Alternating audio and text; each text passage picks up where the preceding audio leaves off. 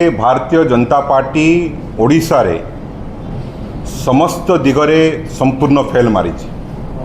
शिक्षा, स्वास्थ्य, गमनागमन, आईन श्रृंखला, महिला सुरक्षा एथिरे कौन सी दिमत नहीं कि भारतीय जनता पार्टी सरकार लोकों को सुशासन देवारे संपूर्ण फेल एवं ओडिशावासी यहाँ को ग्रहण कर सारे।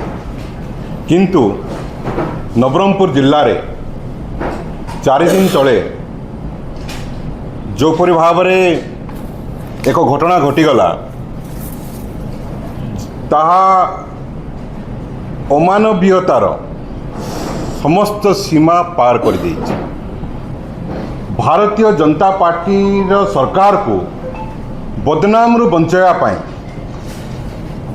भाई धनेश्वर भत्रा जी कि 7 वर्षर जड़े छात्र 7म श्रेणी पढ़ुवा जड़े छात्र जार बयस के 12 वर्ष ताको गृहबंदी कर रखिबा दीर्घ 9 दिन धरी एवं तत्संगे संगे ताको चिकित्सा सेवारू वंचित कराइबा ये भारतीय जनता पार्टीर मानसिकतार परिचय दौची। एवं भारत वर्षरे भारतीय जनता पार्टीर सरकार का समय अमानवीयतार समस्त रेकर्ड को भंग करिछि।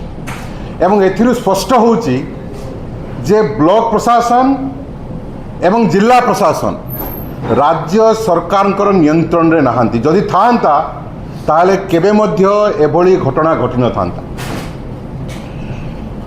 एठी किए काहाकू डरू नहांती एवं किए काहाकू मानु नहांती। जो स्थान रे सबुठार बड़ घटना हला